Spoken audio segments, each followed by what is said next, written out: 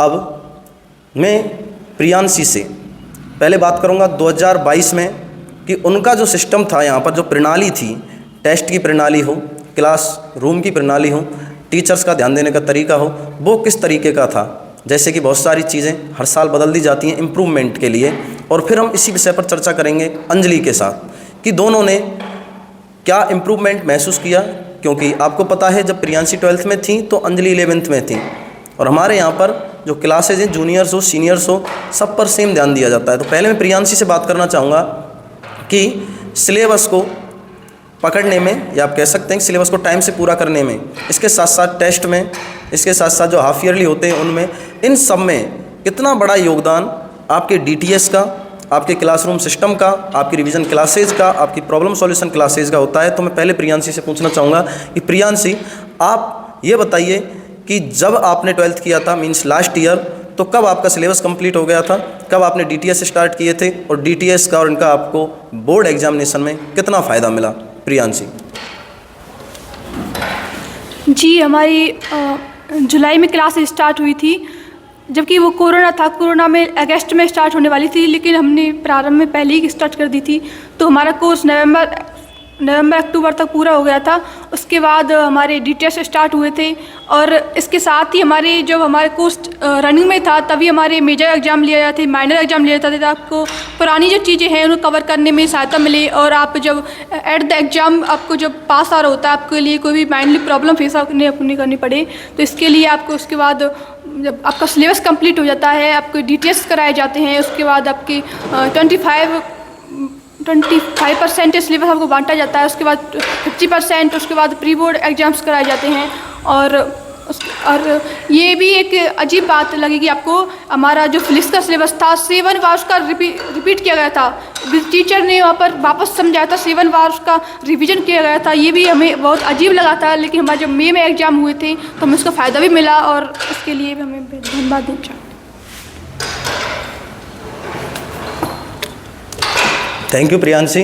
जैसा कि प्रियांशी ने बताया कि अक्टूबर नवंबर तक उनका सिलेबस कंप्लीट हो गया था, उसके बाद में DTS, और उन्होंने बताया कि कई बार एक सब्जेक्ट का रिवीजन हो गया था, और जिसका उन्हें डायरेक्ट जो फ़ायदा मिला था वो बोर्ड एग्जामिनेशन में मिला था। अब मैं चर्चा करना चाहूँगा अंजलि से कि कब आपका सिलेबस कंप्लीट हुआ, और आपके DTS और आपके जो बोर्ड्स के मेजर और माइनर्स एग्ज़ाम जो हमने लिए थे स्कूल बेस्ड, उनका आपको कितना फ़ायदा मिला। जी सर, हमारा जो सिलेबस था वो नवंबर दिसंबर में कंप्लीट हो गया था, और फिर उसके बाद जो डेली टेस्ट हैं वो हाफ ईयरली एग्ज़ाम के बाद हमारे डेली टेस्ट शुरू हो गए थे। पहले सिलेबस को डिवाइड कर करके एक चैप्टर वाइज लिए गए थे, फिर उसके बाद 25%, फिर 50%, फिर प्री बोर्ड एग्ज़ाम भी लिए गए थे। और उनका जो फ़ायदा है वो ये हुआ कि जो बोर्ड एग्जामिनेशन है उसमें उनमें से जो प्री बोर्ड एग्ज़ाम हुए थे उनसे बच्चों को कॉन्फिडेंस हुआ था बहुत, कि जब उनके प्री बोर्ड एग्ज़ाम में अच्छे नंबर आते हैं तो उनको इतने कॉन्फिडेंट वो होते हैं कि बोर्ड एग्जामिनेशन में भी हमारी परफॉर्मेंस अच्छी होगी। तो इसका फ़ायदा बोर्ड एग्जामिनेशन में ये हुआ कि बच्चों ने कॉन्फिडेंस के साथ जो है बोर्ड एग्जामिनेशंस को फेस किया। उनका जो कॉन्फिडेंस है वो कभी कम नहीं हुआ। जब वो एग्जामिनेशन हॉल में बैठे थे उन्हें पूरा कॉन्फिडेंस था कि जिस तरह से हमने स्कूल में जो डेली टेस्ट हैं वो दिए थे वैसे ही हम इन्हें भी देंगे, और जैसे हमने उसमें अच्छा परफॉर्मेंस किया था ऐसे ही बोर्ड एग्जामिनेशन में भी हम अच्छा परफॉर्मेंस करेंगे sir. Thank you sir. Thank you Anjali. मुझे अभी भी याद है कि शायद 15-16 मार्च से आपके बोर्ड एग्ज़ाम्स स्टार्ट थे, और आप 13 मार्च को यहाँ पर प्री बोर्ड एग्ज़ाम दे रही थी। एक अच्छी लगन, फोकस, डेडिकेशन जो है वो अंजलि का था। ऐसे ही प्रियांशी एक बहुत अच्छी छात्रा रही हैं, चाहे बात रही हो डिसिप्लिन की चाहे पढ़ाई की। वो आपने देखा है कि स्टडी में तो प्रियांशी और अंजलि दोनों ने अपने आप को पूरे स्टेट में उभारा ही है, साथ साथ दोनों डिसिप्लिन्ड भी हैं, जैसा कि आपको पता चल भी रहा होगा।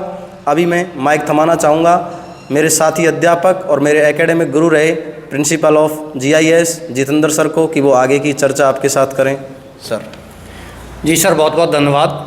साथियों, धर्मवीर सर से आपने साइंस के बारे में कुछ जाना, बच्चों से भी इन्होंने कुछ सवाल किए और इनके अनुभव आप तक पहुँचे हैं।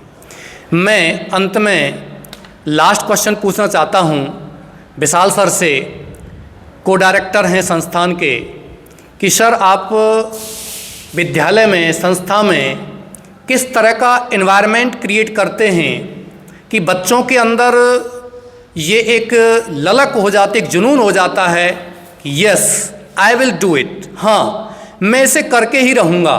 बच्चों के अंदर एक जज्बा पैदा होता है कि मुझे उस जगह तक पहुंचना है। ये एनवायरनमेंट क्रिएट करना बहुत बड़ी बात होती है। इसके बारे में आप क्या कहना चाहते हो सर? तो सर क्या होता है, जितने भी बहुत सारे स्टूडेंट ऐसे होते हैं जो पढ़ने में अच्छे होते हैं लेकिन उन्हें एग्ज़ाम देने से डर लगता है, तो हम क्या करते हैं, हर साल हर चैप्टर वाइज जितना एक चैप्टर होते ही उसका टेस्ट ले लिया जाता है और फिर सिलेबस होने के बाद हम कम से कम 4 या 5 100% प्री बोर्ड एग्ज़ाम ले लेते हैं, जिससे बच्चे का जो एग्ज़ाम फियर होता है वो ख़त्म हो जाता है। एग्ज़ाम फियर ख़त्म होना बहुत ज़रूरी होता है क्योंकि याद जो होता है मोस्टली सभी बच्चे उसी तरह से मेहनत करते हैं, लेकिन उसे किस तरह से एग्ज़ाम में लिखा जाता है और ये प्रिपरेशन करना बहुत ज़रूरी होता है। और एक क्लास में क्या होता है, हेल्दी कंपटीशन रहना ज़रूरी है। जैसे कि अंजलि ने बताया कि जैसे ही वो स्कूल आती थी तो उसे प्रियांशी की तस्वीर लगी दिखती थी, तो उसके मन में ये होता था कि मेरी भी यहाँ तस्वीर लगे।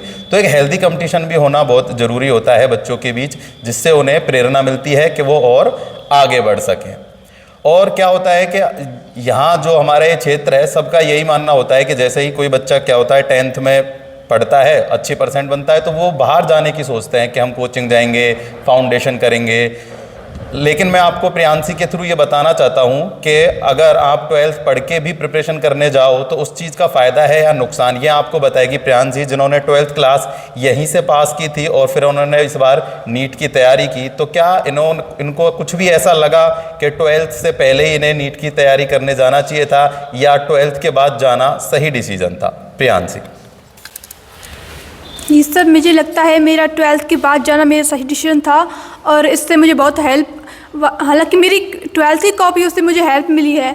वहाँ तो पढ़ाई होती ही है लेकिन मुझे केमिस्ट्री में विशेषकर मुझे बहुत हेल्प मिली है। मैंने ऑर्गेनिक केमिस्ट्री, इनऑर्गेनिक केमिस्ट्री पूरी अपनी 12th की कॉपी में से की है। 11th की कॉपी भी हमारी थी पर इतनी प्रिपेयर नहीं थी कोरोना के टाइम में, लेकिन 12th तो बिल्कुल मैंने इसी से किया है। और अब के एग्जामिनेशन में बिल्कुल वही सवाल हैं जो हमने किए हैं, बल्कि हमारी कॉपी में लिखे हुए सवाल हैं और हमें कभी ऐसा फेस नहीं करना पड़ा कि ये जो बच्चे बैठे हैं उन्हें पहले से प्रिपेयर है, इन्हें फाउंडेशन किया है या फिर हम पीछे रह गए क्लास में, या फिर ऐसा हमें कभी फील नहीं हुआ था। और यहाँ पर ही NCERT बुक आपको पूरी करा दी जाती है और सारे क्वेश्चंस भी आपको बताए जाते हैं कि कैसे आपको क्वेश्चन हैंडल करना है, कैसे आपको वैकल्पिक क्वेश्चन कैसे करने होते हैं, सारी चीज़ें आपको बताई जाती हैं। 11th में हमारे यहाँ आपको वैकल्पिक क्वेश्चन की प्रैक्टिस कराई जाती है जो कि विशेष हेल्पफुल रही है।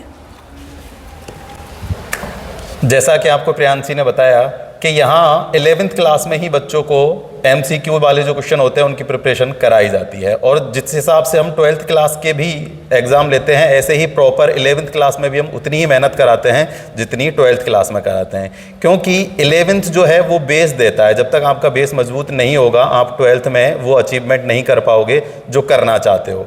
तो हम यहाँ जितना ध्यान 12th क्लास पर देते हैं उतना ही 11th क्लास पर भी दिया जाता है। थैंक यू जी सर, बहुत बहुत धन्यवाद। साथियों, ये संसार आगे बढ़ते रहने के लिए है, निश्चित रूप से आपको आगे बढ़ते रहना है। मैं अंत में यही बात कहना चाहता हूँ, the world is not a parking place but it is racing track, so keep on moving and achieve your goal no matter where and when you start, but you have to achieve your goal. Thank you.